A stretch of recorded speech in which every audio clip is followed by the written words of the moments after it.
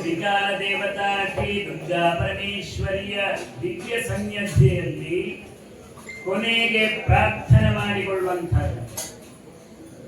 ತ್ರಿಕಾಲ ದೇವತಾ ಹೇಳುವಂತಹದ್ದರಲ್ಲಿ ನಮಗೆ ಗೊತ್ತಾಗ್ತದೆ, 3 ಕಾಲಗಳಲ್ಲಿ ಮಾಡತಕ್ಕಂತಹ ಆರಾಧನೆ. ತಾಯಿಯನ್ನು ದುರ್ಗಾ ಪರಮೇಶ್ವರಿಯನ್ನು ಎಲ್ಲಿ ಹೇಗೆ ಪೂಜೆ ಮಾಡಬೇಕು ಅಂತ ಹೇಳಿದ್ರೆ ನಮ್ಮ ಶಾಸ್ತ್ರಕಾರರು ಹೇಳಿದ್ರು, ಆಕಾಶಸ್ಯಾಧಿಪೋ ವಿಷ್ಣು ಅಗ್ನೇಶ್ಚೈವ ಮಹೇಶ್ವರಿ. ತಾಯಿ ದುರ್ಗಾ ಪರಮೇಶ್ವರಿಯ ಸಾನ್ನಿಧ್ಯ ಇರುವುದು ಎಲ್ಲಿ ಕೇಳಿದ್ರೆ ಅಗ್ನಿಯಲ್ಲಿ ಅಂತ ಹೇಳಿದ್ರು. ಹಾಗಾಗಿ ನಾವು ದೀಪವನ್ನು ಪ್ರಜ್ವಲಿಸಿ ಅಲ್ಲಿಗೆ ಆರಾಧನೆ ಮಾಡುವಂತಹದ್ದು. ತ್ರಿಕಾಲ 3 ಕಾಲಗಳಲ್ಲಿ ಕೂಡ ಮಾಡುವಂಥದ್ದು. ಯಾಕೆ ಹೇಳಿದ್ರೆ ತಾಯಿ ದುರ್ಗಾ ಪರಮೇಶ್ವರಿಯ ಸ್ವರೂಪ 3 ವಿಧವಾದದ್ದು. ಮಹಾಕಾಳಿ, ಮಹಾಲಕ್ಷ್ಮಿ, ಮಹಾಸರಸ್ವತಿಯ 3 ಕಾಲಗಳಲ್ಲಿ ಬೇರೆ ಬೇರೆ ಸ್ವರೂಪವನ್ನು ಆರಾಧನೆ ಮಾಡಿಕೊಳ್ಳುವಂಥದ್ದು. ಬೆಳಗ್ಗೆ ಹೊತ್ತಿನಲ್ಲಿ ಮಹಾಕಾಳಿಯಾದಂತಹ ಬಾಲ ಸರಸ್ವತಿಯನ್ನು ಆರಾಧನೆ ಮಾಡುವಂತಹದ್ದು. ಯಾಕೆ ಕೇಳಿದ್ರೆ ತಮೋ ಗುಣವನ್ನು ನಿಗ್ರಹ ಮಾಡತಕ್ಕಂತಹ ತಾಯಿ ಮಹಾಕಾಳಿಯಾದಂತಹ ಮಹಾಕಾಳಿ ಬಾಲಾ ಸರಸ್ವತಿಯಾಗಿ ನಮ್ಮನ್ನು ಅನುಗ್ರಹ ಮಾಡಿ ನಮ್ಮಲ್ಲಿ ಇರತಕ್ಕಂತಹ ತಮೋ ಗುಣವನ್ನು ನಿಗ್ರಹ ಮಾಡುತ್ತಾಳೆ. ತಾಯಿ ಮಹಾಕಾಳಿಯ ಅನುಗ್ರಹದಿಂದ ಈ ತಮೋ ಗುಣಗಳು ನಿಗ್ರಹ ಆಗಬೇಕು. ಯಾಕೆ ಕೇಳಿದ್ರೆ ಈಗ ತಮೋ ಗುಣ ಅಂತ ಹೇಳಿದ್ರೆ ಯಾವುದು ಕೇಳಿದ್ರೆ ಮನುಷ್ಯರಿಗೆ ಪ್ರತಿಯೊಬ್ಬರಿಗೂ ಕೂಡ 3 ಗುಣಗಳಿರ್ತದೆ. ಅದು ಕೆಲವುಗಳಿಗೆ ಹೆಚ್ಚು ಕಡಿಮೆ ಇರ್ತದೆ. ತಮೋಗುಣ, ರಜೋಗುಣ, ಸತ್ವಗುಣ. ತಮೋಗುಣ ಅಡಿಯಲ್ಲಿ ಇರಬೇಕು, ಅದರ ಮೇಲೆ ಇರತಕ್ಕಂಥದ್ದು ರಜೋಗುಣ, ಆಮೇಲೆ ಮೇಲೆ ಇರತಕ್ಕಂಥದ್ದು ಸತ್ವಗುಣ. ಸತ್ವಗುಣದಲ್ಲಿ ಯಾರು ಅಧಿಕವಾಗಿರ್ತಾರೋ ಅವರು ಮಾನುಷ ದೈವ್ಯವಿಪಿ ಮನುಷ್ಯತ್ವದಿಂದ ದೈವತ್ವಕ್ಕೆ ಹೋಗ್ತಾರೆ ಅಂತಾದ್ರೆ ಅದಕ್ಕೆ ಕಾರಣ ಸತ್ವಗುಣ.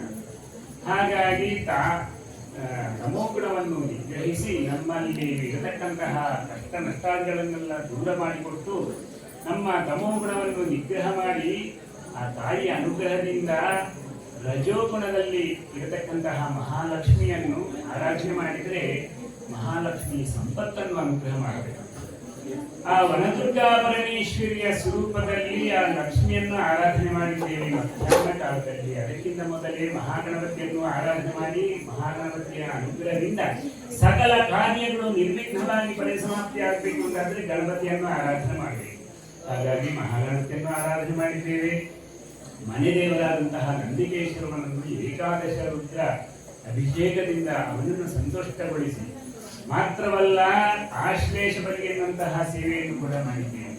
ಆ ನಾಗನ ಅನುಗ್ರಹವನ್ನು ಕೂಡ ನಾವು ಎಲ್ಲರೂ ಕೂಡ ಪಡೆದಿದ್ದೇವೆ. ಮಾತ್ರವಲ್ಲ ತಾಯಿ ದುರ್ಗಾ ಪರಮೇಶ್ವರಿಯ ಏನು ಸ್ವಯಂವರ ಪಾರ್ವತಿಯಾಗಿ ಮಹಾ ಸರಸ್ವತಿಯಾಗಿ ಜ್ಞಾನ ಕೊಡಬೇಕಂತಹಳು ಅಜ್ಞಾನವನ್ನು ನಿವಾರಣೆ ಮಾಡಿಕೊಟ್ಟು ಜ್ಞಾನ ಕೊಡುವಂತಹ ಆ ಸರಸ್ವತಿಯನ್ನು ಕೂಡ ಆರಾಧನೆ ಮಾಡಿದ್ದೇವೆ. ಈ ತ್ರಿಕಾ ದೇವತಾ ಸ್ವರೂಪಿಣಿಯಾದಂತಹ ದುರ್ಗಾ ಪರಮೇಶ್ವರಿಯ ಆರಾಧನೆಯಿಂದ ತಾಯಿ ಸಂತುಷ್ಟರಾಗಿದ್ದಾಳೆ ಎನ್ನುವಂಥದ್ದು ನಾವು ನೋಡಿದ್ದೇವೆ. ವರ್ಷಧಾರೆ ಬೇಕಾದಷ್ಟು ಆಗಿದೆ.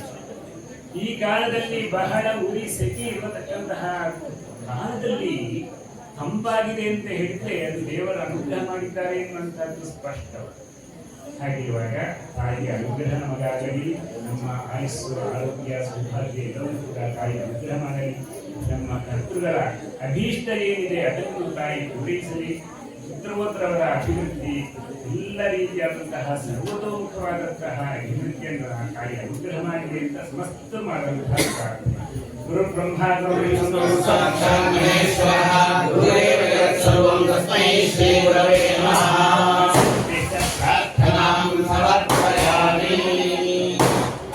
ಶ್ರೀ ದುರ್ಗಾ ಪರಮೇಶ್ವರಿ ಗೋವಿಂದ ಗೋವಿಂದ.